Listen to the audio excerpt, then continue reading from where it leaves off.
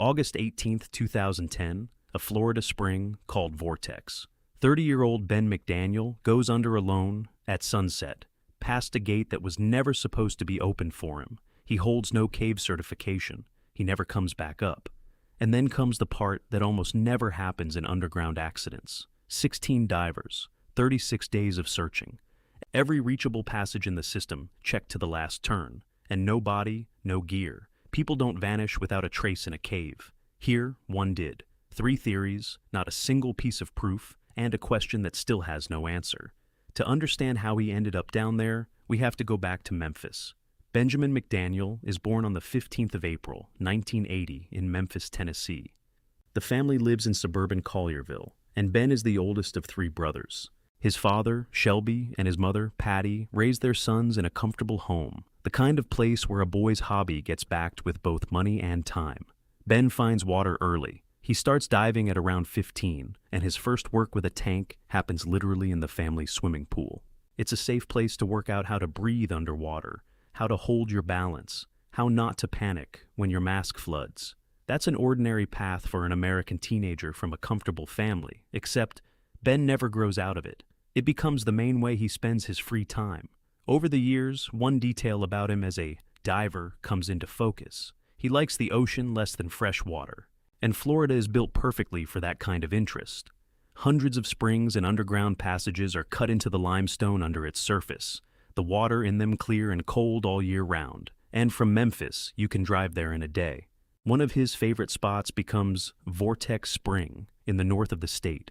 Long before 2010, he's coming back to it again and again. There's one more physical detail that will later become part of the argument over what happened to him. Ben stands around 185 centimeters tall and weighs roughly 95 kilograms. He's a big, strong man. In open water, size means nothing. In underground passages, where a gap sometimes narrows to the width of a hand, it means everything. His adult life goes in a different direction. He works in the construction business, and diving stays a hobby. People who knew him describe a man drawn to risk, a man who didn't like waiting for anyone's permission. That trait will show up in his diving later, and it will show up clearly. In the autumn of 2008, something hits the McDaniel house that the family will never fully come back from. On the 14th of September, Ben's younger brother Paul dies. He is 22 years old. Ben is the one who finds his brother unconscious in the family home. He tries to bring him round before the paramedics arrive. Paul can't be saved. The family is initially told it was a stroke. The autopsy findings later paint a different picture, and public accounts of that moment don't fully line up. Paul's organs are donated for transplant, and according to the family, that helps several people. The McDaniels react the way families often do after a loss like this. They turn grief into work. Ben and his brother Tim set up a foundation in Paul's name, focused on organ donation and on educating people about strokes. From the outside, it looks like a strong, tight family that managed to pull itself together after a blow. Inside, it's more complicated. People close to him later note that Ben changes after his brother's death. He becomes more withdrawn, talks about himself less, and finds any conversation about that evening harder to sit through. Whether he ever sought professional help isn't known.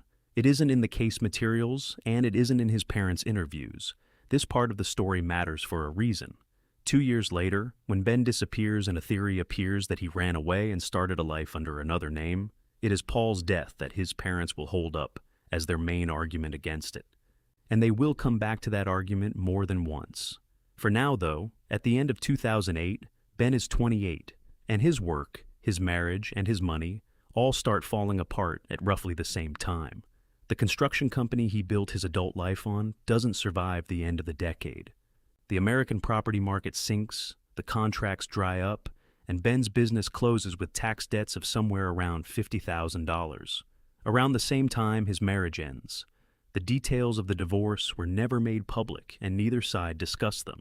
In a short stretch of time, a 30-year-old man loses 3 supports at once: his brother, his marriage, and his work. His parents offer him what they can offer: a pause. The McDaniels own a house on the Florida coast, and they invite their son to live there for a while, pull himself together, and decide what to do next. Financially, it takes the weight off too. He doesn't have to pay rent. In April of 2010, Ben moves to Santa Rosa Beach on the Emerald Coast. Officially, it's a break from his old life. In practice, it's an attempt to start over from zero. A chocolate Labrador lives with him, a dog he picked up somewhere along the way and kept. He never leaves that dog unattended for a single day. And that detail will later become one of the central arguments in the debate over his disappearance. Around this time, he's seeing a woman named Emily Greer. His plans are simple and entirely realistic. He wants out of construction, and he wants to become a diving instructor. That means logging dives, going through training, and earning qualifications. It's a long road, but a clear one, and Florida has everything he needs for it. From the house to Vortex, Spring is about an hour's drive. Through the summer of 2010, Ben makes that drive almost every day. Mornings on the coast, afternoons in the water, evenings back in the water. The people who see him in those months describe a man who has finally found something to pour himself into, and who is pouring in everything he has. The place at the center of that summer looks completely ordinary. Vortex Spring sits north of the little town of Ponce de Leon in Holmes County. This is quiet, rural Florida, a long way from the ocean and the tourist beaches. The spring is fed by the Floridan Aquifer, an enormous underground reservoir of fresh water, and it holds at around 20 degrees Celsius all year round, no matter what the weather is doing above it. Essentially, it's a commercial recreation site, a dive shop, rental gear, cabins, a training area where beginners learn to breathe underwater. In summer, there are families here, groups with barbecues, classes with instructors. Almost nobody who pulls in ever stops to think that another world starts underneath that clear basin. Ben becomes a fixture here. The staff know his face. He turns up so often that he stops being a customer and becomes part of the scenery. He hangs around until evening, talks with the employees, helps out with small jobs. He keeps a dive log, the notebook every diver is supposed to keep, where you record your depth, your bottom time, your air consumption. And he does something that amateurs don't do. He draws his own map of the underwater passages he's been through. There's one problem. He can barely find anyone to dive with. His father will later say that his son simply couldn't line up a buddy at Vortex Spring. The result is predictable. More and more often, Ben goes under alone, and in cave diving, a solo dive is considered a flat violation of the most basic rules there are. Chuck Cronin, an employee at the dive shop, will describe him this way. He had the right gear, he had the knowledge, but he had confidence to spare, and he didn't hide it. By August of 2010, Ben's interest is shifting. The open part of the spring doesn't hold him anymore. His attention has moved to the place where guests aren't allowed to go. To understand what was pulling him in, you have to go down there with him. The basin funnels downward, and about 18 meters below the surface, it opens into a grotto, a wide chamber where daylight still reaches. Trained beginners get taken here. It's a permitted zone, and most visitors never see anything past it. The real cave entrance lies further on, roughly 90 meters beyond the grotto, at a depth of about 35 meters. From there, a system begins that has been mapped for more than 490 meters and drops to nearly 95 meters deep. The word mapped is the key one. The full extent of the Vortex Spring passages is still unknown. The limestone is riddled with fissures, and nobody has been through some of them. Certain passages squeeze down to 25 centimeters. That's less than the width of a grown man's shoulders. You take a gap like that sideways, tanks pulled off your back and pushed ahead of you, and one wrong movement lifts a cloud of silt that drops visibility to nothing. The main difference between cave diving and ordinary diving is simple and unforgiving. There's no surface over your head. In open water, if something breaks, you can go up. In a cave, there are hundreds of meters of rock between you and air, and the only way out is back the way you came, along your own trail, through every restriction you squeeze through on the way in. That's why cave diving runs on the rule of thirds. A third of your air goes on the way in, a third is reserved for getting out, and a third stays untouched in case something goes wrong. Break that arithmetic and it will kill you faster than any restriction. At the cave entrance at Vortex Spring stood a warning sign with the figure of death on it and a blunt line of text saying that people die beyond this point. That sign wasn't put there for decoration. Through the 90s, around 13 divers died in the Vortex Spring system. People pushed past the permitted zone, lost their bearings in the dark, and couldn't find the way back. The owners of the spring answered with the only thing that actually works, a physical barrier. Another 90 meters past that entrance, already inside the system, they installed a gate, a rebar structure secured with a chain and a padlock. The key is kept in the dive shop up top. Officially, access beyond it is granted only to certified cave divers, meaning people who have completed the full training. From everyone else, the site required at minimum an open water certification and a signed liability waiver, standard protection for a commercial operation where people had already died. That training is not a formality. A full cave diving course takes around 2 months and requires something like 125 dives with certified partners. What it teaches is less about swimming and more about surviving. Working the guideline you follow out when visibility is zero. Managing your gas, handling a light failure, getting through restrictions without stirring the silt. Ben McDaniel did not hold that certification. He was qualified for open water, and, according to his family, he intended to keep training, but he had not completed the full course. Under the rules of the spring, the key was not his to have. This is where the most uncomfortable part of the story begins. According to staff, Ben had previously opened the gate himself, without permission and without anyone's help. At some point, Eduardo Taran, a diver working at the site, started unlocking the padlock for him, apparently so that the structure wouldn't get damaged. Later, when all of this becomes a matter for investigation, the assessment split sharply. His parents will say their son was fearless and went after what he loved. Staff at the spring and divers on the specialist forums will call exactly the same behavior something else. Overconfidence and solo entries into a cave he had no right to be in. Wednesday, the 18th of August, 2010. Northwest Florida is sitting under about 32 degrees Celsius. The air is heavy with humidity, and the water in the spring is the same 20 it always is. The gap between the surface and the water is wide enough that a diver comes out shivering. Ben arrives at Vortex Spring the way he always does. During the day he makes one dive and comes back to shore. This isn't recreation anymore, it's preparation. The dive shop's security cameras record him filling his tanks with air. He spends the second half of the day checking his equipment and writing in his dive log. Staff notice that he's planning something down at the water's edge. There are no details of those observations in the record, only the fact itself. This man isn't just going for a swim. He's setting up a specific dive, and he clearly knows where he's headed. That evening, Ben calls his mother. Nothing about the conversation stands out, and his family hears no warning signs in it. Just an ordinary call from a son who's living in his parents' house on the coast and getting on with his own things. No goodbyes, no hint that this evening is going to be any different. It's the last contact Ben McDaniel has with his family. His pickup is parked in the site's car park. Certain things will stay in the cab. Items that will get listed in every report afterwards. A wallet with around $1,100 in cash inside it, his driver's license, and his mobile phone. Some accounts put the amount lower, but everyone agrees on the same point. He didn't take his money or his documents with him. Also in that cab are his dive logs and the map of the system he drew himself. Within a few days, those papers become the main material for anyone trying to work out what he had in mind. They show where he'd already been and, apparently, where he intended to go next. The log records earlier trips into the cave, which means that evening was not his first time past the gate. For now, though, there's about an hour left until sunset. At around 7:30 in the evening, Ben goes under for the second time that day. The sun is going down, the surface of the spring is darkening, and there's almost nobody left on site. 2 employees, Chuck Cronin and Eduardo Taran, watch him go in. He's wearing a helmet and his lights are on. To anyone who knows diving, that's an unambiguous signal. Nobody kits up like that for open water in the evening. A helmet and powerful lights mean a cave dive.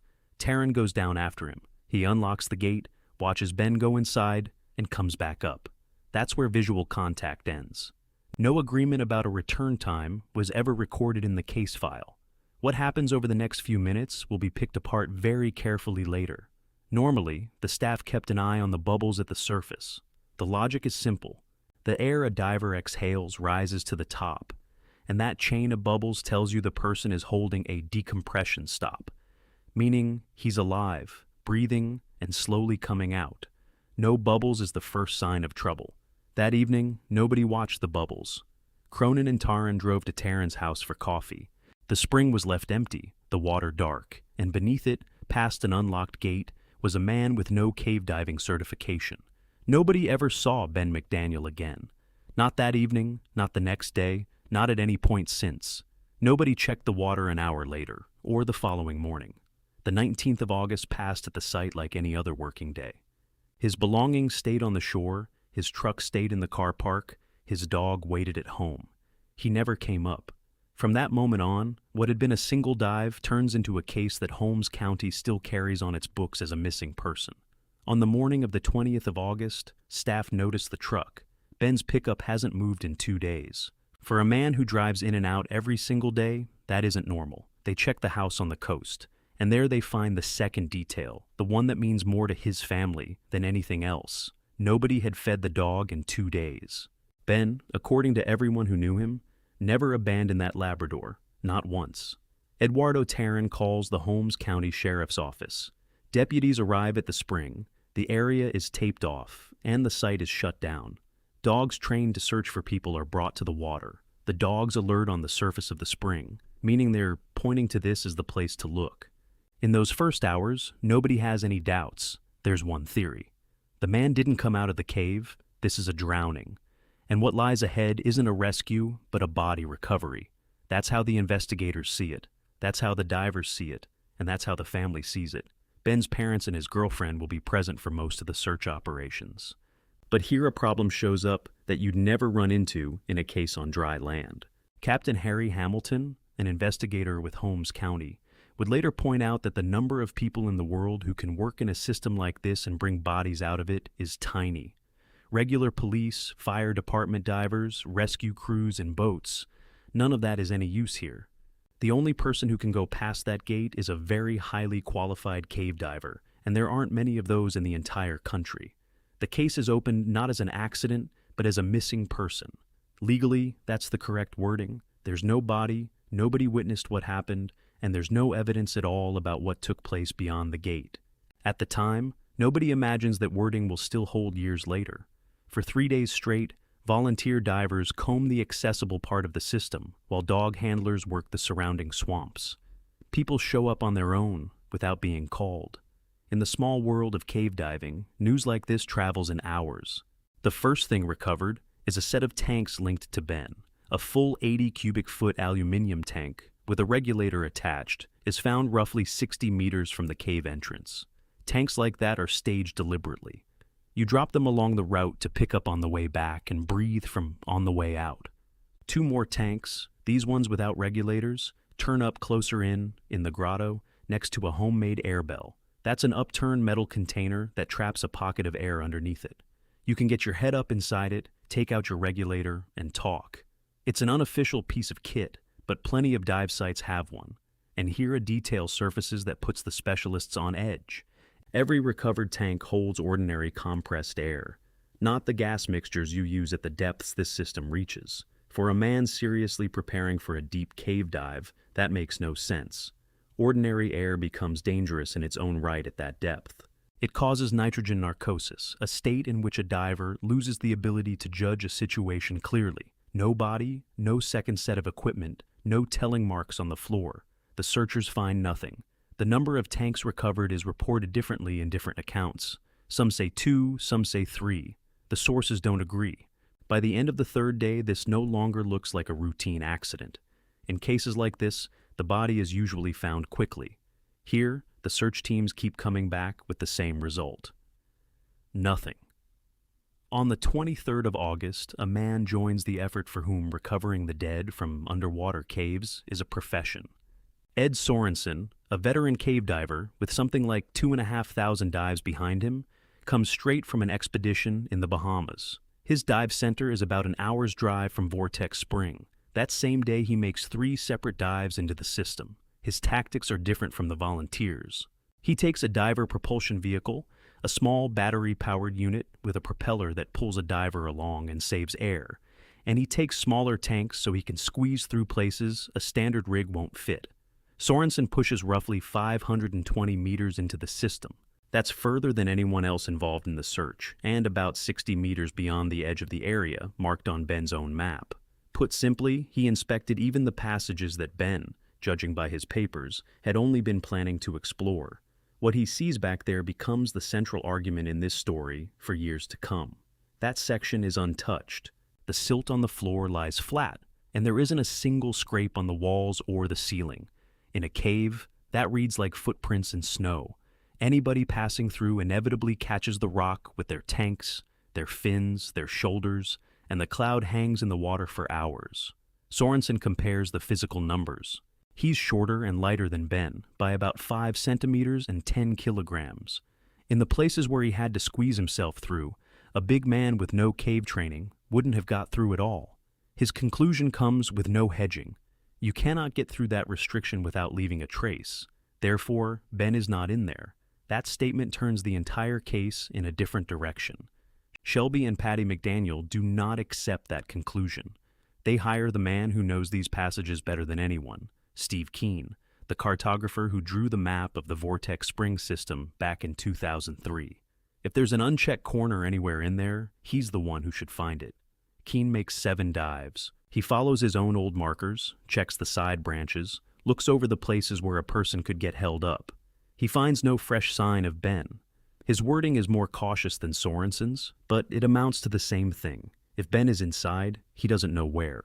Next, the family tries to get around the limits of the human body. They look at an underwater robot, a tethered unit run from the surface that isn't bothered by depth or by time underwater. Equipment like that is expensive, and his parents guarantee $54,000 in case the machine ends up stuck in the cave. The robot is brought in by the Fort Lauderdale police. The result is a disappointment. It can't get any further than the live divers did. The tether, its size, and the bends in the passage stop it in exactly the same places people are stopped. The final arithmetic of the search looks like this. 16 divers worked underwater. The active phase lasted 36 days. Individual volunteer dives continued into November of 2010, which is nearly 3 months after he disappeared. The accessible part of the system was searched in full, down to the last branch anyone could check, and it produced nothing. That outcome was unnatural even by the standards of cave accidents, and the investigation had to start looking in a direction nobody had planned on looking at first.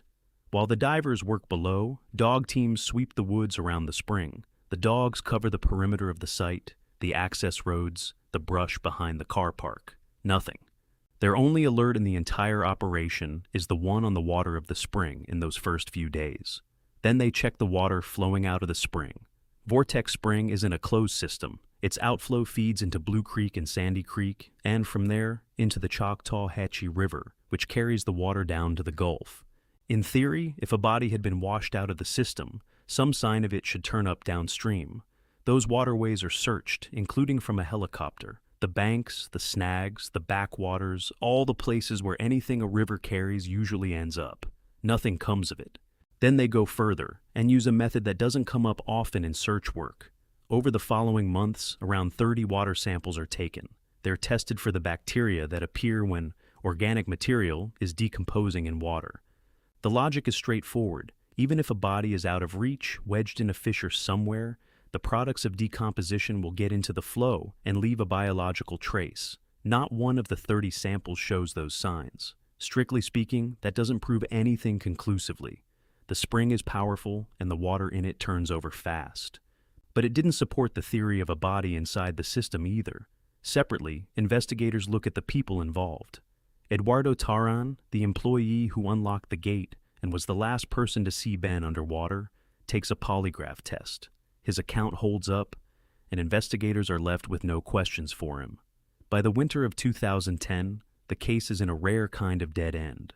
The cave has been worked over completely, the surrounding water has been tested, the witness has been checked, and the man is still gone.